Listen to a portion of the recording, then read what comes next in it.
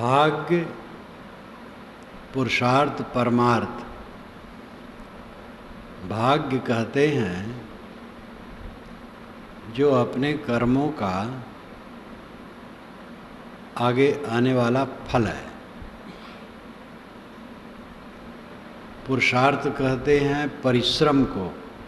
पुरुषार्थ का असली अर्थ है पुरुष का प्रयोजन। पुरुष और अर्थ, पुरुषार्थ। पुरुष आत्मा, अर्थ प्रयोजन। आत्मा का प्रयोजन वो है दुख से अत्यंत छुटकारा, और उसके लिए मेहनत करना भी पुरुषार्थ कहलाता है। मेहनत, परिश्रम। और परमार्थ का अर्थ है परमार्थ, अत्यंत ऊंचा प्रयोजन। वही दुख से छुटकारा है। तो अगर परमार्थ अलग कहा गया तो पुरुषार्थ को हम परिश्रम मान लें। वैसे पुरुषार्थ का भी अर्थ पुरुष का प्रयोजन, दुख से छुटकारा हो जाता है, लेकिन परमार्थ अलग है। तो पुरुषार्थ को हम परिश्रम समझें। भाग्य, परिश्रम और परमार्थ। भाग्य, तकदीर, नसीब, प्रारब्ध अनेक शब्दों में कहा जाता। अदृष्ट, पुनर्जन्म सिद्धांत मानने में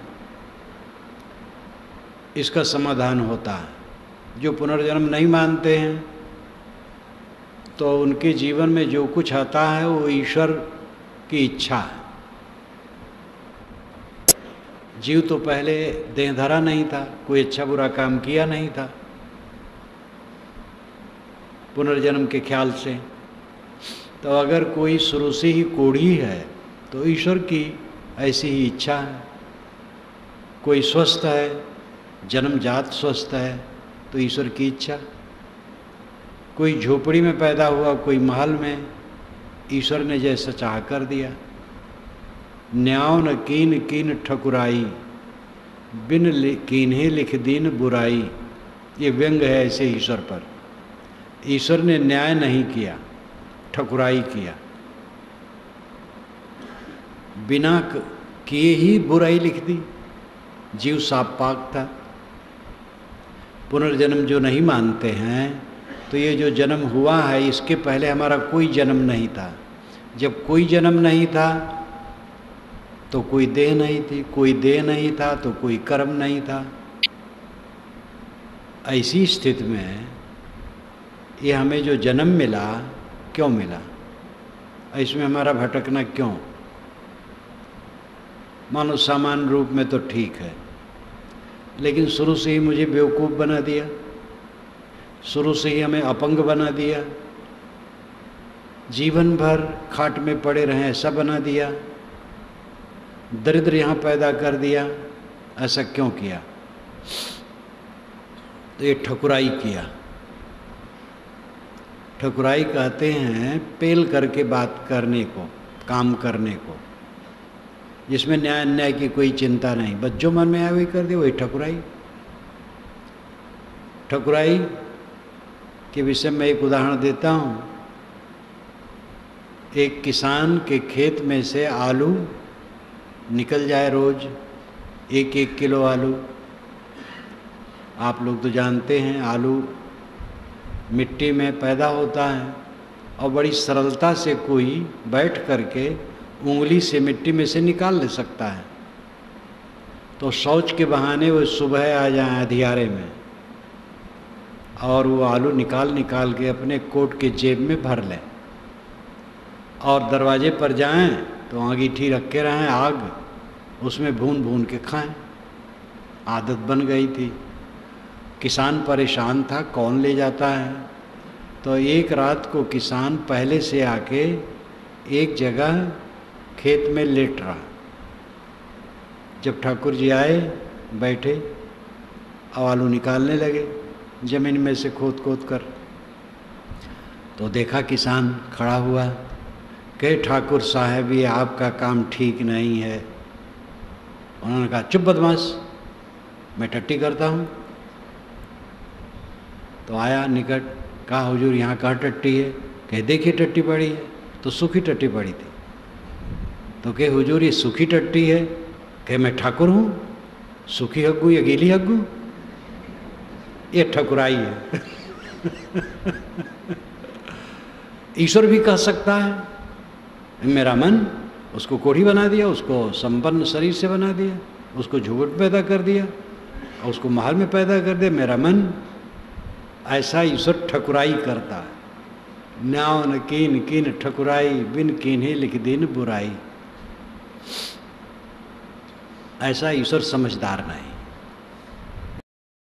पुनर्जन्म सिद्धांत माने बिना चैतन्य सृष्टि का समाधान नहीं हो सकता। विविध गुण कर्म संस्कार, सुख दुख का भोग, उपलब्धियों में महान अंतर। भौतिकवादी कहते हैं ये परिस्थिति जन्य है, परिस्थिति से मनुष्य वैसा हो जाता है। एक ही परिस्थिति में दो बच्चे किसी के पैदा हुए, एक कुशाग्र बुद्धि का है और एक बैधा है। बैधा 2 और 2 कितना होता नहीं जान पाता है। एक बैधा से मैंने पूछा तुम्हारी उम्र कितनी है? तो कहे जौन होए। तो हम कहें 2 बरस को हुई हो? कहीं जरूर हो। तो हम कहें कि तुम 500 बरस को हुई हो? तो कहें हाँ इतना हो। तो उन्हें पता ही नहीं रहे 500 के कहा, 200 कितना कहा। वो बैधा, और उस समय उनकी उम्र रही होगी 75 की। आदमी अच्छे थे लेकिन अब बैधा थे। कोई ईश्वर ऐसा नहीं करता, अपने कर्मों का फल है। जन्म जन्मांतर से जो हम कर्म करते हैं उसके फल चलते हैं। मनुष्य शरीर में कर्म भूमिका है, यहाँ अच्छे बुरे कर्म होते हैं और इनके फल आज भी और आगे होते हैं। जो कर्म जितने गहरे होते हैं उतने दूरगामी होते हैं। जैसे हमने किसी को कटु कहा तो ये कर्म हल्का है और पश्चाताप से, ग्लानि से थोड़े दिन में ये क्षम हो जाता है। लेकिन हमने षड्यंत्र करके किसी को तकलीफ दी तो ये बहुत दूरगामी होता है। और अगर हमने उसका कुछ हरण किया और दूरगामी होगा। और अगर कहीं हत्या की तो जन्म जन्मांतर चलेगा। कर्म जितने गहरे होंगे, अच्छे या बुरे, उनके परिणाम भी दूरगामी होंगे। इसलिए पुनर्जन्म सिद्धांत को माने बिना कर्म का, फल भोग का, लौकिक उपलब्धियों का समाधान नहीं हो सकता है। मार्क्सवाद समाजवाद, साम्यवाद कहता है और उसका महत्व है। लेकिन मार्क्स जैसा तो सब नहीं हो गए, लेनिन और एंगल्स जैसे सब लोग तो नहीं हुए। उनमें कुछ विशेषता थी। तो सब बराबर कैसे हो सकते हैं? हाँ, अब शोषण जो है वो गलत है। ऐसी व्यवस्था होनी चाहिए कि जिसमें सबको रोजी रोटी का प्रबंध हो सके सबका। एक जगह धन जमा होना और एक जगह गरीबी होना ये गलत है। ये सामाजिक और राजकीय अव्यवस्था का परिणाम है। लेकिन ऐसी व्यवस्था हो जाने पर भी ऊंच नीच की स्थितियां खत्म नहीं होंगी। प्रतिभावान होना, मूढ़ होना, अयोग्य होना, योग्य होना, इसको कौन बराबर कर सकता है? तो प्रारब्ध, कर्म, भाग्य। आदमी सब काम करते हैं, सब उतने धनी तो नहीं हो जाते। पढ़ते हैं बच्चे एक साथ, गुरु एक पढ़ाता है, लेकिन सब परीक्षा में एक समान उत्तीर्ण नहीं होते हैं। मेहनत भी लोग करते हैं लेकिन उतना नहीं होते हैं। इसलिए भाग्य है, प्रारब्ध है, कुछ पुरुषार्थ है और कुछ प्रारब्ध है। प्रारब्ध भी पुरुषार्थ से ही बना है। मुख्य पुरुषार्थ यानी परिश्रम, प्रयत्न, हमारे प्रयत्न से प्रारब्ध भी बना है। लेकिन जो बन चुका है अब वो हमारे बस में नहीं है, वो भोगना है। प्रारब्ध भोगना होता है। 3 कर्म माने जाते हैं, क्रियाण, संचित, प्रारब्ध। क्रियाण का अर्थ है मानव जीवन में राग द्वेष पूर्वक अच्छे बुरे कर्म करना, रागात्मक बुद्धि से कर्म करना, और उसमें अच्छे बुरे सब होते हैं। ये क्रियाण कर्म है। संचित उसे कहते हैं जिन कर्मों का भी शरीर प्रारब्ध नहीं बना है, वो जन्म जन्मांतर के कर्म संस्कार जो बचे हैं वो अंतःकरण में हैं, वो अज्ञात है, वो संचित है। और इस जन्म में जो कर्म हो रहे हैं संचित हैं। जब शरीर छूटने का अवसर आएगा तो वर्तमान संस्कारों के अनुसार उस संचित में से कुछ कर्म उदय हो जाएंगे सामने जीव के, और उन्हीं को लेकर के आगे जाएगा, देह धरेगा। प्रारब्ध पहले बना, पीछे बना शरीर। जब मानव शरीर में शरीर छूटने लगता है तो शरीर छूटते समय ही प्रारब्ध का विभाग होता है। कर्मों के संस्कारों का कुछ अंश अलग होता है, वो सब ऑटोमेटिक यंत्र है, मानसिक।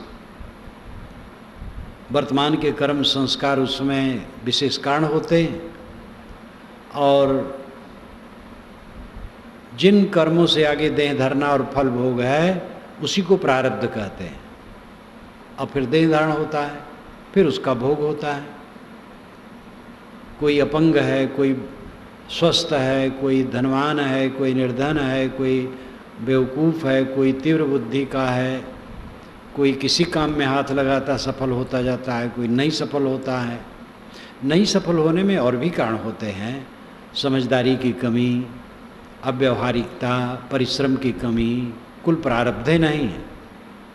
लेकिन कुछ तो ऐसे हैं कि जो एकदम प्रारब्ध ही मानना पड़ेगा। जीवन में कोई दोष नहीं, कोई दुर्गुण नहीं, कोई नशा पत्ती नहीं, और कैंसर की बीमारी हो गई। अब ये प्रारब्ध कहना पड़ेगा। तो प्रारब्ध अपने पूर्व जन्मों के कर्मों के संस्कारों का अंश है। उसी को भाग्य कहते हैं, उसी को नसीब कहते हैं, तकदीर कहते हैं, विविध शब्दों में कहा जाता है। पुरुषार्थ यहाँ परिश्रम है, प्रयत्न। जो वर्तमान में हम प्रयत्न करते हैं वो भी फल हमारे सामने आता है। और मैंने पहले कहा कि प्रयत्न से ही प्रारब्ध बनता है। जो आज प्रारब्ध है पहले का प्रयत्न है। जैसे हम खेत जोतते हैं, बोते हैं, निदाई करते हैं, खाद पानी देते हैं, उसकी सेवा करते हैं, ये क्रियाण है। और अन्न मीच करके, वसा करके कोठियों में रखते हैं। कुछ खाने के लिए अलग रख लिए, बाकी गोदाम में रख दिए। जो खाने के लिए रखे वो प्रारब्ध है, और जो गोदाम में रख दिए वो संचित है। ऐसे वर्तमान में रागात्मक बुद्धि से किए गए कर्म क्रियाण हैं, और उनका संग्रह संचित है। और जिन कर्मों से देह धारण हुआ वो प्रारब्ध है। संचित प्रारब्ध क्रियाण की परिभाषा में कोई अंतर नहीं। यही परिभाषा वेदांती मानते हैं, जैनी मानते हैं, बौद्ध मानते हैं, वैष्णव मानते हैं, कबीरपंथी मानते हैं। पुनर्जन्म सिद्धांत मानने वाले जितने हैं इसमें दो राय नहीं है, एक ढंग से। तो भाग्य, तकदीर, प्रारब्ध, नसीब ये हमारे बस में नहीं है, ये हो चुका है। ये हमारे कर्मों के फल में हमारे शरीर में निहित है, अदृश्य है, जो समय समय से आता है और आएगा, और उसको केवल भोगना है, सहना है धीरज धर करके, उसमें छुटकारा नहीं। क्रियमाण कर्म रोका जाता है। वर्तमान में बोध हो जाए, ज्ञान हो जाए, रागात्मक बुद्धि मिट जाए तो क्रियमाण कर्म मिट जाएगा, और क्रियमाण कर्म मिटने से संचित अपने आप मिट जाएगा। इसको समझने की जरूरत है। मुख्य है क्रियमाण को रोकना। वर्तमान में जो क्रियमाण कर्म होता, रागात्मक बुद्धि से कर्म होते हैं, वो क्रियमाण है। राग पूर्वक अच्छा और बुरा दोनों कर्म बांधते हैं। जहाँ साधना होती है तो बुरा नहीं किया जाता है, धीरे धीरे बुराइयाँ छोड़ दी जाती हैं, अच्छा किया जाता है। अच्छा करने का लक्षण है अपने मन इंद्रियों पर संयम करना और दूसरों को तकलीफ न देना, बन सके तो सुविधा देना, यही अच्छा करने का लक्षण है। जो अपने मन इंद्रियों को विकृत नहीं करता है वो दूसरे को तकलीफ नहीं देगा। पहले तो हम अपने मन इंद्रियों को विकृत करते हैं, तब दूसरे को तकलीफ देते हैं, और यही पाप है। मन को पवित्र रखना और किसी को तकलीफ न देना। तकलीफ न देने से सबको सुख है। ये तो एक दूसरे को तकलीफ देते रहते हैं। कितने मुकदमे चल रहे हैं। एक वकील ने कहा कि इलाहाबाद हाई कोर्ट में करीब 1000 मुकदमे रोज दाखिल होते होंगे। अब उसमें कुछ अतिशयोक्ति हो सकती है, बहुत मुकदमे हैं, और निश्चित इतने मुकदमों के मूल में केवल अहंकार है। और मुकदमे ही नहीं है, जो उत्पात है दुनिया में आप सब जानते हैं। तो आदमी मोह छोड़ेगा तभी वो शुभ भी अहंकार रहित होकर करेगा, और अशुभ तो करेगा नहीं। जब क्रियमाण नहीं होगा तो क्रियमाण जब बंद तो संचित अपने आप खत्म। कैसे? जैसे एक आदमी गांजा पीता रहा, 50 वर्षों से गांजा पीता रहा, आज समझ में आया और गांजा छोड़ दिया, और धीरे धीरे गांजा की आसक्ति मिट गई। अब गांजा की गंध भी अच्छी नहीं लगती, उसे पूरी घृणा हो गई,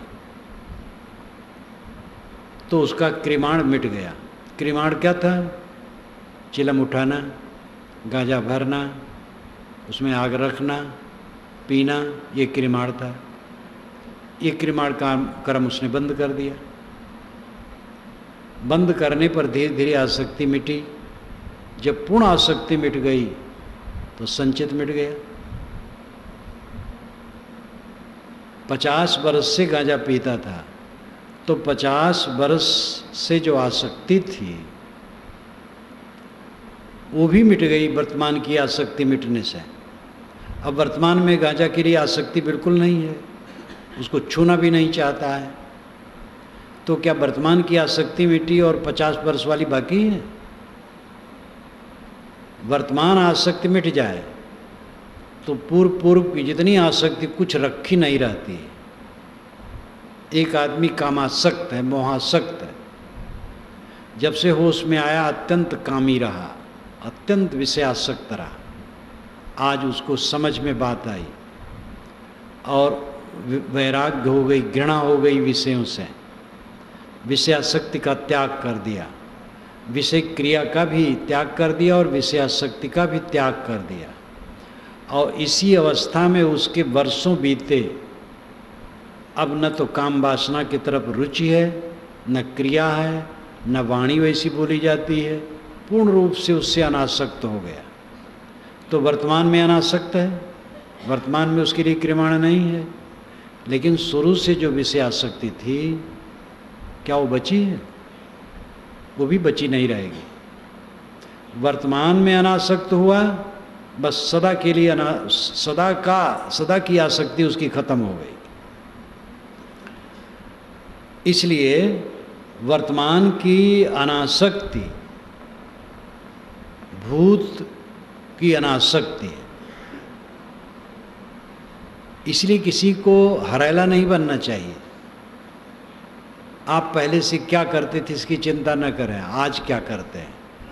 कोई ज्ञान वैराग साधना में रहा, धीरे धीरे ढील हो गया, कुसंगी हो गया, रागवान हो गया, उसका सब ज्ञान वैराग स्वाहा हो जाएगा। वर्तमान की स्थिति का ही फल है। इसलिए मनुष्य को आशावान होना चाहिए। भूत में क्या हुआ इसकी चिंता नहीं है, वर्तमान में ठीक करो। जो हानिकर लगता है उसको हम त्याग देते हैं, फिर वो बात नहीं करना चाहते हैं, वैसी संगत नहीं करना चाहते, वैसी क्रिया नहीं करना चाहते हैं, तो मन वाणी कर्म से वो संस्कार उच्छिन्न हो जाता है। वर्तमान में पूर्ण अनासक्ति हो गई तो पूर्व की सब आसक्ति मिट गई। यही संचित का मिटना है। वर्तमान में पूरी अनासक्ति होगी सब, और जब राग मिट गया तो कोई कर्म फल देने में समर्थ नहीं हो सकता। जो जीव सारी इच्छाओं को छोड़ दिया, आत्मलीन हो गया, आत्मतृप्त हो गया, उसको देह नहीं धरना है। उसको कोई शक्ति देह नहीं धरा सकती। ठीक से बोध हो जाए अपने आप का कि मैं शरीर, मन, बुद्धि ये सबसे भिन्न शुद्ध चैतन्य ज्ञान स्वरूप हूँ, निर्मल हूँ, मेरे में कोई विकार नहीं है, मेरा कोई जड़ जगत से संबंध नहीं है, पूर्ण असंग हूँ, अकेला हूँ, निर्मल हूँ। ये बोध हो जाए और इसके साथ ऐसी रहनी हो जाए। क्योंकि जो कुछ हमें उपलब्ध है वो रहने वाला नहीं, किसी का नहीं रहा है। हमारे बाबे दादे का नहीं रहा, हमारे मित्रों का नहीं रहा, हमारा कैसे रहेगा? जो रहने वाला नहीं है उसमें अपने मन को बांधना समझदारी कहाँ है? अविद्या का मिट जाना क्या है? जो रहने वाला नहीं उसमें मोह न करना, और रहने वाला कुछ नहीं है। जो हमें उपलब्ध है कुछ रहने वाला नहीं, सब कुछ का मोह उसका खत्म हो जाता है। मोह खत्म हो गया, तृप्त हो गया। अब ये मोह नहीं कि हमें कोई क्या कहा, जैसा कहा वैसा कहा। झूठ, सब झूठ, चारों तरफ जो हम जाल है सब झूठ। इन्हीं घरों में से, इन्हीं आश्रमों में से लाशें निकलेंगी। अगर मैं इलाहाबाद में रहा, शरीर छूटा, तो इसी आश्रम में से लाश निकलेगी। कहीं अलग रहा तो वहाँ से निकलेगी। और अपरिचित में छूटा तो चील गीत खा लेंगे, लेकिन रहेगा नहीं है।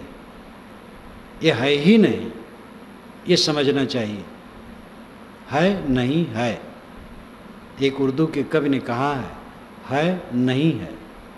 है थोड़े दिन के लिए, लेकिन तथ्यतः समझो नहीं है।